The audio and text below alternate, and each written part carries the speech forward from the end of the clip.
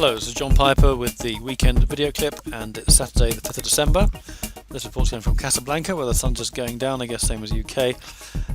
Interesting situation, I guess. What's the realization has now come in that interest rates cannot go that much lower. Negative rates are fairly ridiculous. There's nothing left in the kitchen. The kitchen sink's been thrown in. Nothing is remaining.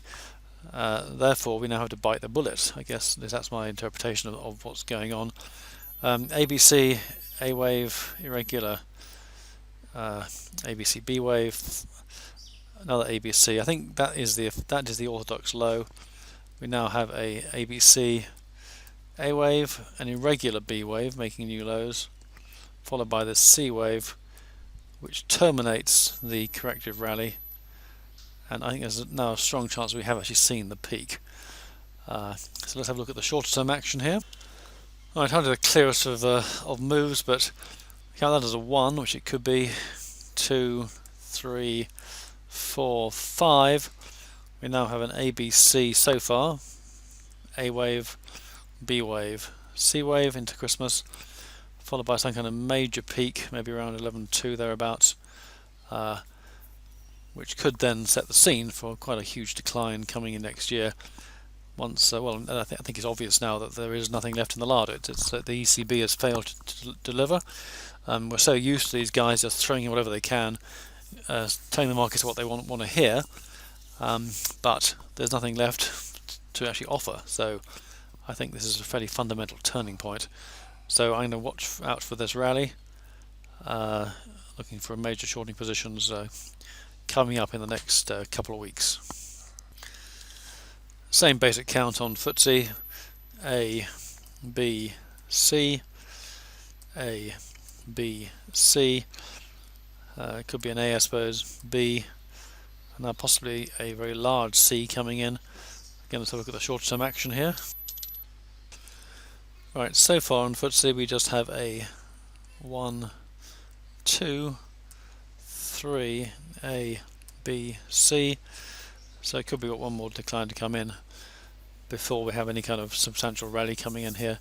But same basic pattern, suggesting that we may just see a slightly lower low before we get some kind of Xmas rally coming in. I mean, we may not see the Xmas rally. I think, as I said in a recent report, the whole Christmas thing is I think, maybe slightly redundant these days. I mean, we have, of course, got all the positive forecasts we can expect. We have all these people who have learned that it's better to be positive than negative, because markets generally go up, or they spend more time going up than they can spend going down. They just go down faster when they go down.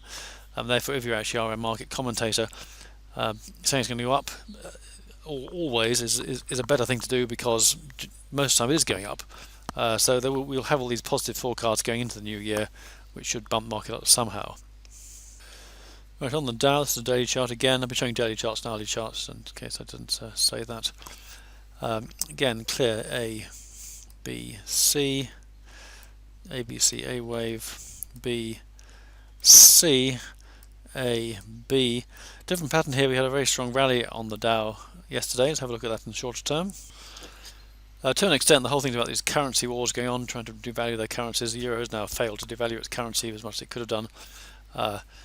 So ABC, the Dow actually looks quite positive really in this context, because we have got a strong rally, which suggests we could see certainly another high. Doesn't mean that, sorry, I should say in the shorter term it seems fairly positive. If the sort of global economies are suffering, then it doesn't really suit anybody in the longer term. The behaviour by gold is interesting.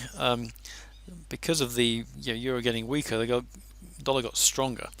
And you think that that strong dollar might actually cause gold to go down, instead of which we've got this very strong bounce. I say very strong, it's not that dramatic, but we've been arguing that we've been seeing these final waves down, and I think we've now seen the low. So what I'd like to see now is a bit more, a fifth wave, followed by a corrective rally, and that'll be another opportunity to go long of gold. But I think this is very encouraging. The fact that gold is rallying on what could be seen as bad news for gold, i.e. a stronger dollar, is quite encouraging. I guess the good news for gold is that if there's nothing left in the larder to throw at the markets to help them improve, then that's a time when things must be quite bad, and gold tends to do quite well when things are quite bad. Right, finally look at euro dollar. We had the decline coming down with a low around here.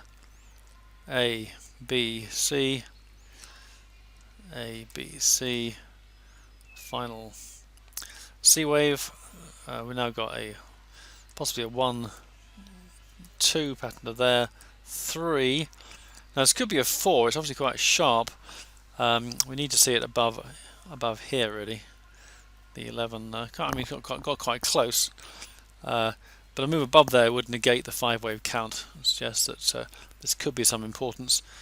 I think at the moment it's not really that much important necessarily. I mean, it could be. It's always hard to tell for sure. I mean, the powers that be may be rather concerned about this reaction. I mean, it depends on. It may have been what they planned. You just never can be sure. There comes a point where you just have to disappoint. I guess you can't just keep on delivering stuff. So perhaps there's something else they want to say to try and calm things down a bit. But I say the overall impression from the action late last week is that he has confirmed the view that there's a major peak being seen in equity markets and that gold is seeing a major low. And that's my current stance. Anyway, on that note, I'll call it a day. Hope you found that interesting and useful. Back with the report on Tuesday morning. Have a great weekend. Thanks for listening, and bye for now.